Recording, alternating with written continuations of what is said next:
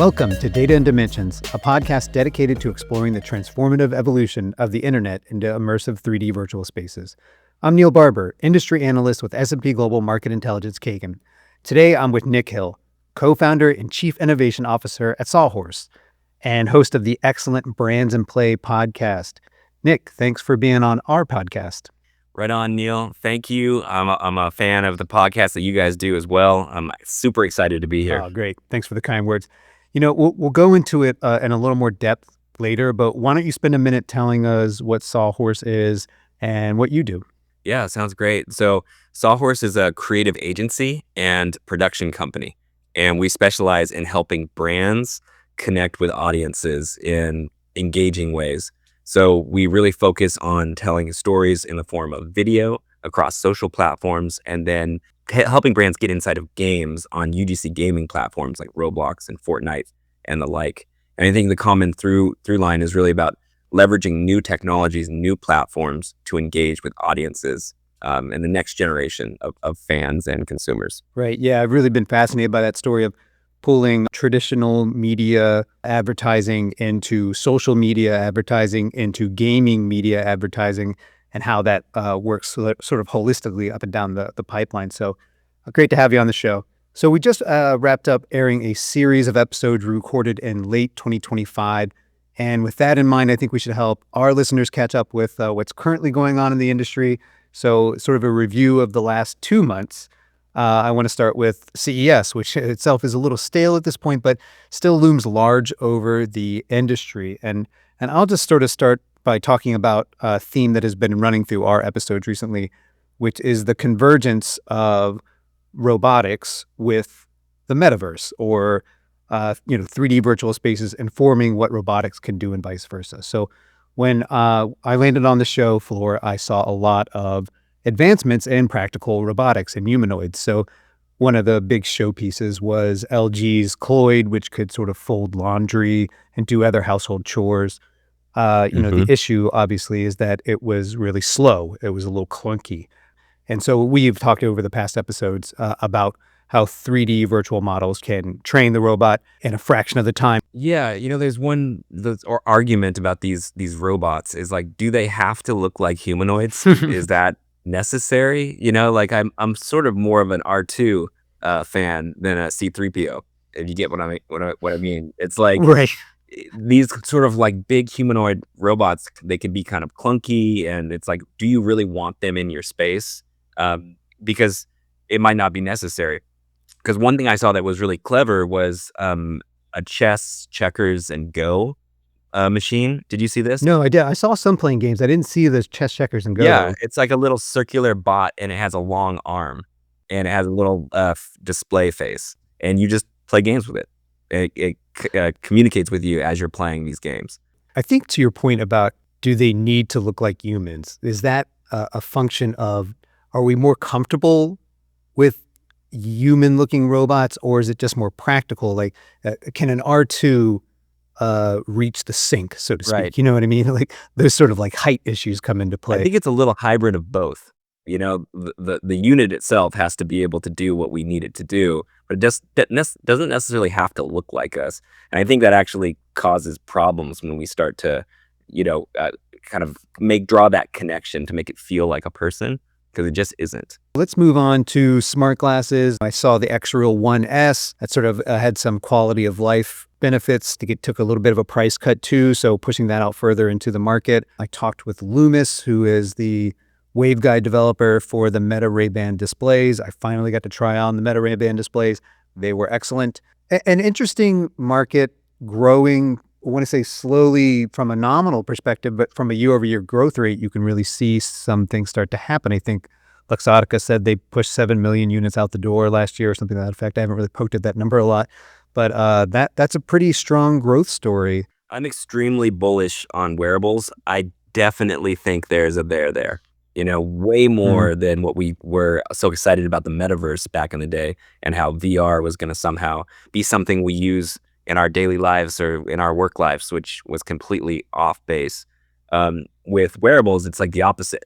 I wear Meta Ray-Bans all day, every day. I've just adopted them into my life. I have the displays. Wow. Before that, I had the standard smart glasses, and I leverage it, and it kind of helps me, process my daily life. But I think that we are in a really interesting point because this year, wearables are going to pop off. You mentioned a lot of the sort of tech companies and sort of third parties that are kind of pushing the tech forward, which is cool. But obviously, Meta is the front runner that is getting all the attention and its partnership with Ray-Ban and Oakley. But what's exciting is later on this year, all these massive companies are dropping their own versions of smart glasses to compete with Meta. So Amazon and Samsung, those are scheduled to come out. And then also Snapchat. Like right now, their spectacles are available to only developers. But this year, they will be developed or open to the public. And those are full AR capable glasses.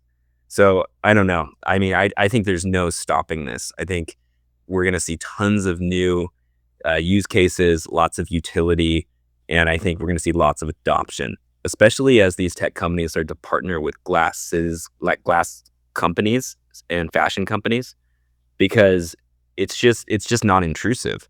Most people have to wear glasses when they go outside anyways. I think we both have seen the spectacles really light up over the last 2 years. The Snap spectacles, which I believe will be called specs when they become consumer devices later this year. Snap developed an internal company dedicated to working on this project especially, and I think you're going to see a lot of interesting things. Now, look, Yep. pricing and packaging are going to be really important down the line here. I think Meta especially has found really compelling price points for these solutions. And if other people can sort of get in there and be competitive, maybe we really rip this market wide open in the next 3 years. Maybe it's not a 5 to 7 year story, which is typically how we talk about it internally. For the past couple years, I've sort of trained myself to have smart glasses at all times.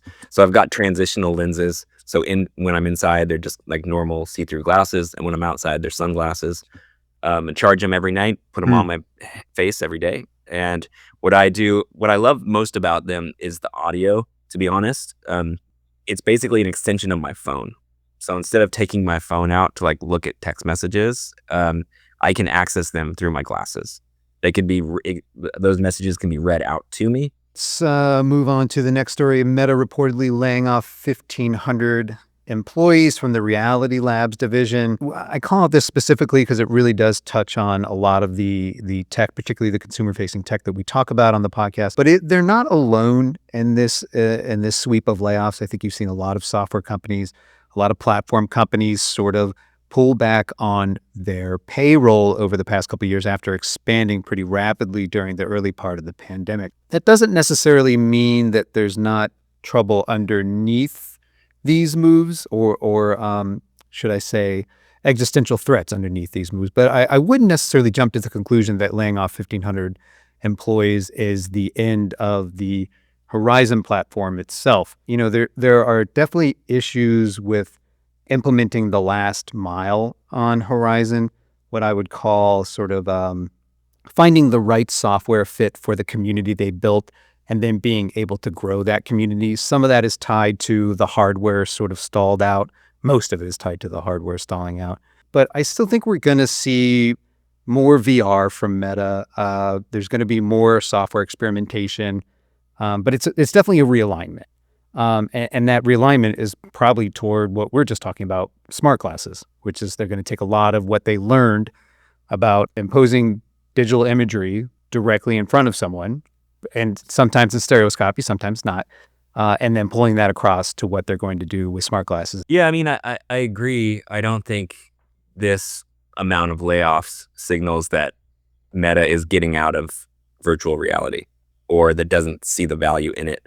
I definitely think they're going to continue to lead in that space. But Right. the big problem is there's just not enough people spending enough time in the headsets. I don't think it's like a really exciting growth area. And to your point, I think wearables is because there's way less friction, and I think there's faster adoption, and I think that it can scale much easier.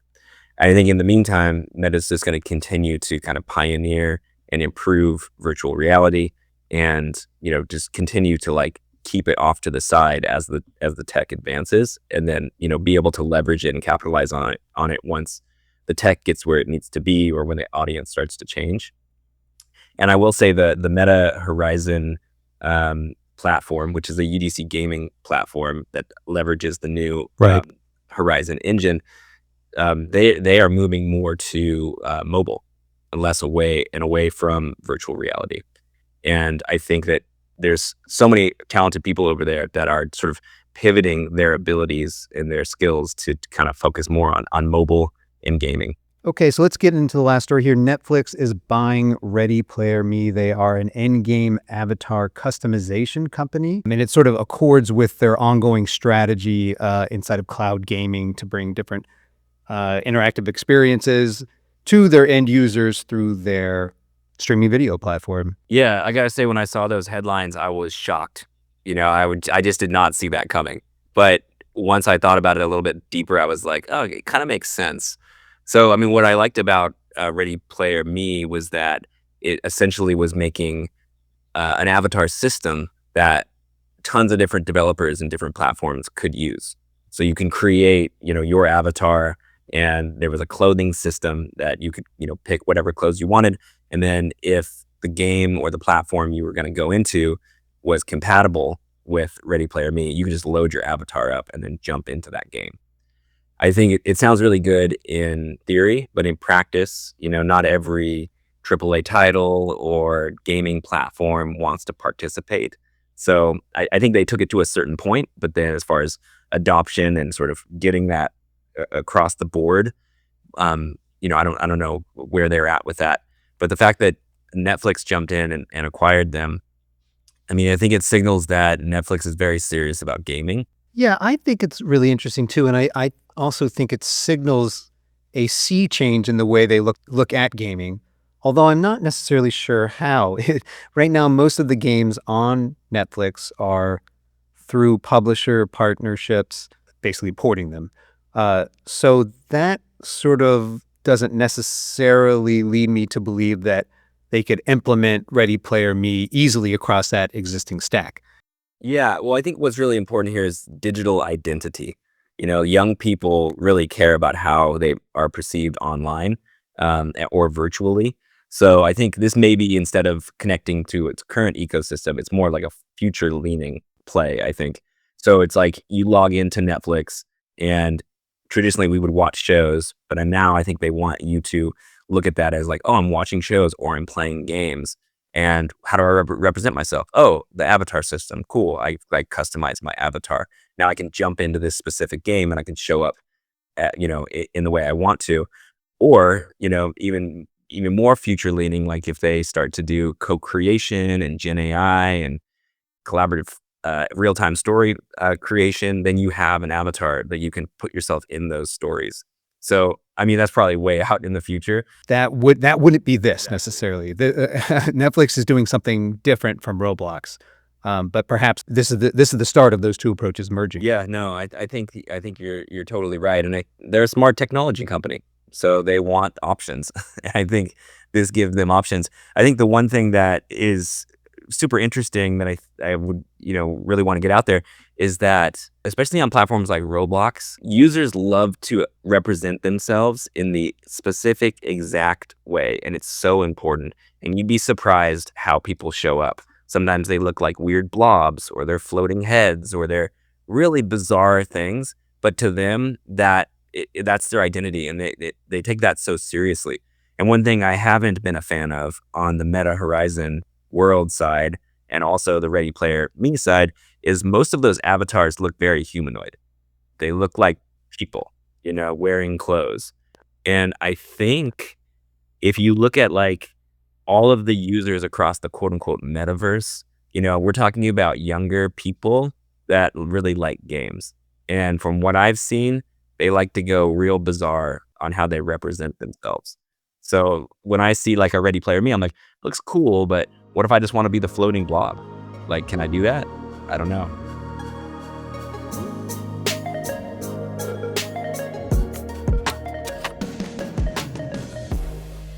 All right, so let's get into the interview portion. Let's double click on Sawhorse itself.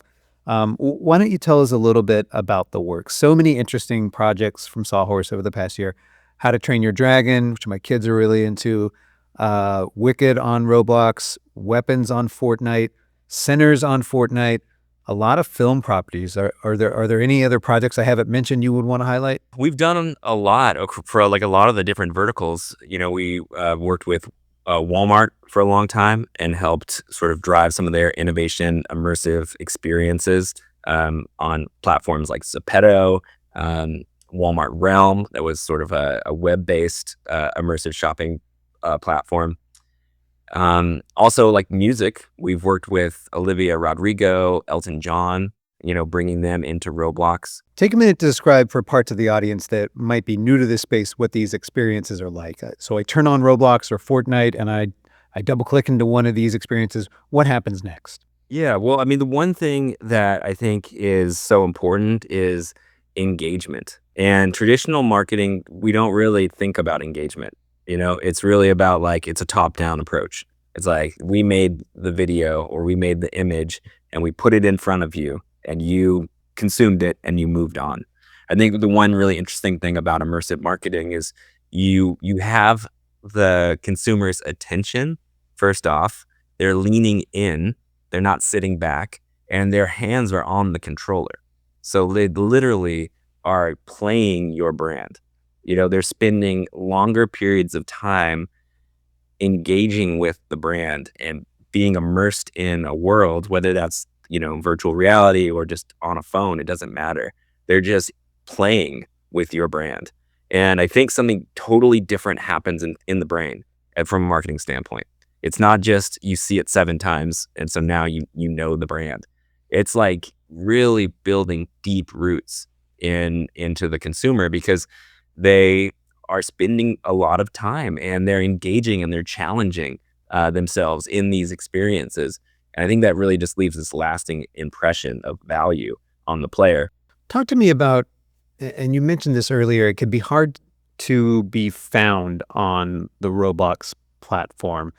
What are the ways that you can drag users to these experiences? So you put up a How to Train Your Dragon app. Are you just hoping that users search for things they like and then stumble on it? Are there sort of agreements in place where the platform can elevate these experiences to put them in front of people organically or inorganically? What are some of the levers you can pull there? Yeah, there's a ton of sort of marketing tactics that you can employ to drive traffic to your experiences.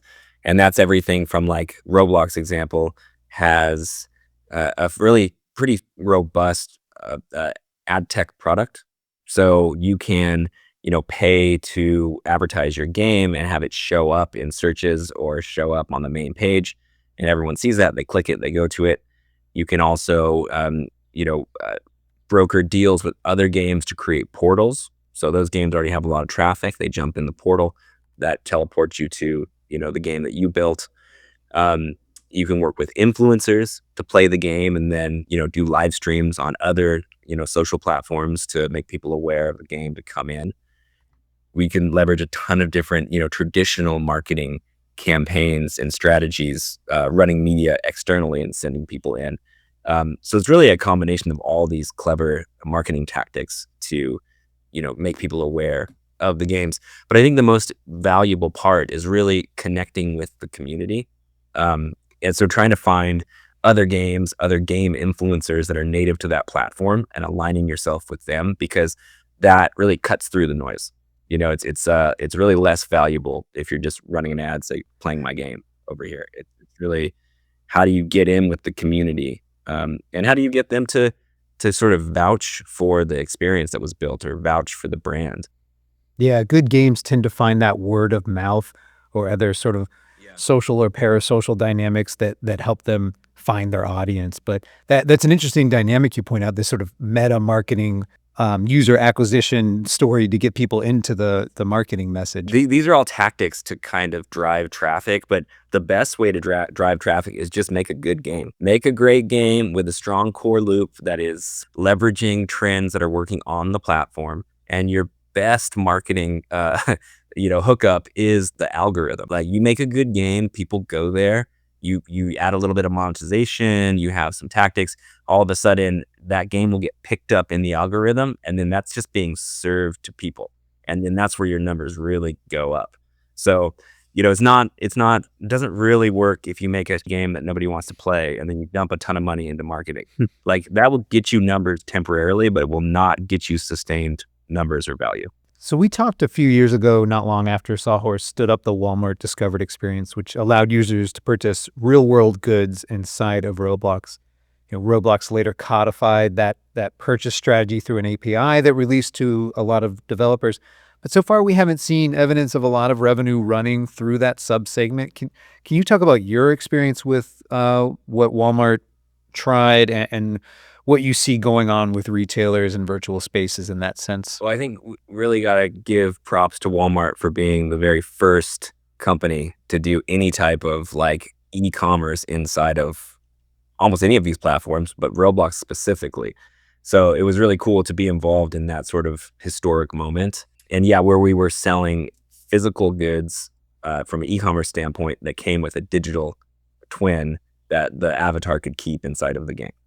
So, and since then, Shopify has been rolled out, like you said, to any developer that can put it inside of their game. I don't think we've seen super large numbers as far as people buying things. I think that is because it's a new behavior. When you go to Roblox, you're going there to play games. You're not going there to shop. You're going there to like play games with your friends and socialize. So it's a new behavior that's going to take time. Also, you're competing with all the other ways people can shop, and those ways are great. Fortunately or unfortunately, use log into whatever, and on your phone in 2 seconds you click 2 buttons and you have it, right? So we already have a solution. I think the real opportunity is in virtual items that are cost effective. So you're not selling like a $400 jacket. That's going to be tough in these environments. Like a lower priced item, also make it exclusive to the game itself.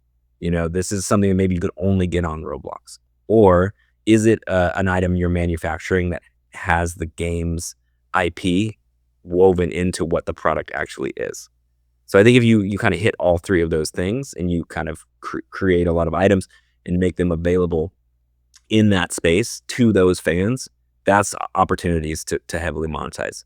I think if you're trying to sell normal stuff that we can get in the real world, there's a lot of competition for ways of getting that stuff already. Yeah, I think about this a lot. What is the right fit and finish for this market? When you think about what really set the flywheel for buying goods over the internet, like the original e-commerce was Amazon saying now you can buy books online, and you could of course buy books in the real world, but it was hard to find the one you wanted, or it was hard to do discovery. But they really found the right product for the right market. And then once people got used to buying things in that way, they said, well, what else can I do? So, I mean, to that degree, I think, yes, once they find the right thing that sort of resonates with that group, then maybe there are opportunities they can unlock to sell more. Agreed.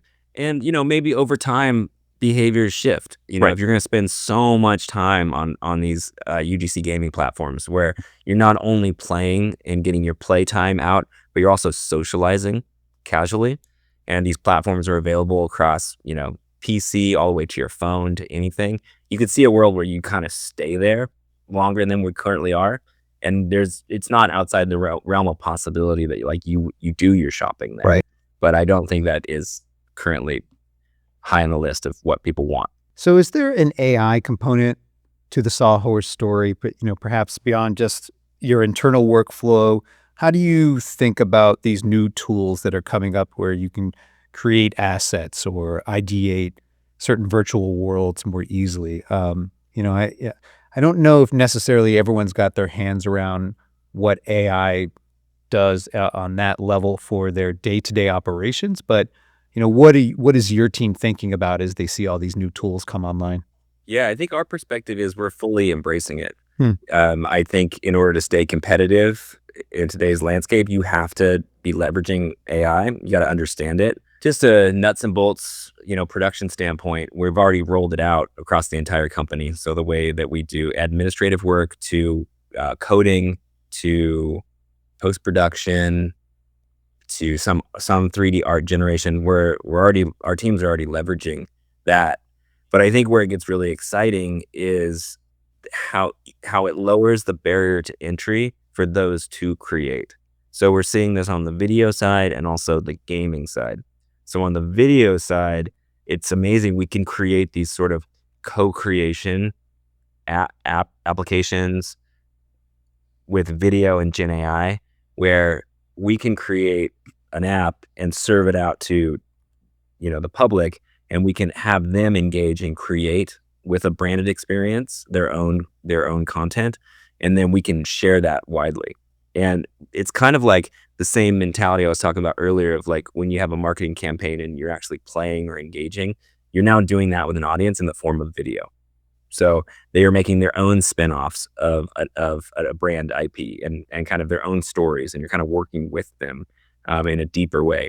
So that's really exciting. Yeah, and we've talked about this on our platform occasionally. There's a tension in particularly AAA gaming of having a lot of AI generated assets make it to a premium product. There's the sort of apprehension around quote unquote slop. What I think is really interesting is the Roblox community hates Gen AI. They hate it. They hate it. Like if you create a thumbnail for your game and you use Gen AI and you post it, you will have people leaving that game. So I was like shocked at first. I was like, oh, I thought they'd be leaning into Gen AI. But in general, I think they really appreciate the developer community. And these developers are humans. They've built games. They've made these massive followings. And I think that they really respond to that. And I think in general, beyond the Roblox community, people have an AI fatigue. I mean, slop is real garbage, or like if you, it's like, what is the point? I don't need to see another cat on a surfboard. It doesn't, it looks so interesting, but like, why? I've already seen it. And that's the whole point is like, that's why we need artists and storytellers. They have a point of view. What are you telling me? I don't care how cool it looks. Like, I will look at something that is cool for 3 seconds and think it's interesting, and I'm moving on. If you really want me to engage and lean into what it is, you need to be saying something. And I think that's where humans. Yeah, are you telling me a story or are you making a screensaver? Like where's the content? Exactly. And I'm just so tired. I've said this a lot, but I'll say it again. It's like, I am so tired of these people on LinkedIn posting a Gen AI video that's like 1 shot or 2 shots of something. And they're like, Hollywood's dead. And it's like, we're looking at 4 seconds of a video render. What are you talking about?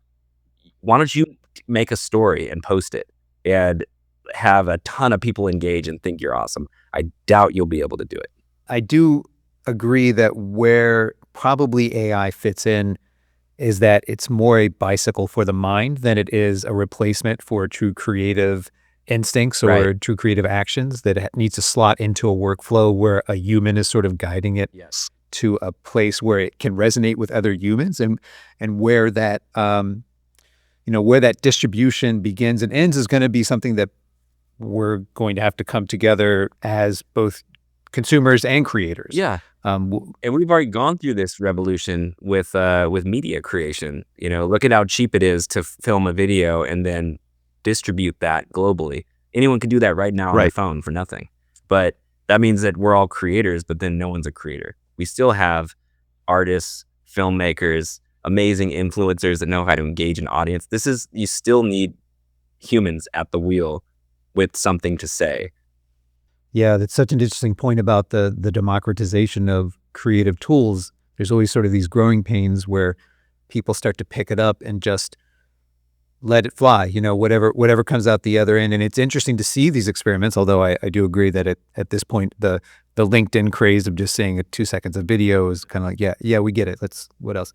All right, we ought to take this thing home here. What can we look forward to in the year ahead from Sawhorse? Well, because we're under NDA on a lot of stuff, I can't really go into details Of on the course. projects. But I will say, one thing that you can count on from Sawhorse is bringing really interactive, immersive, kind of world first type of branded experiences.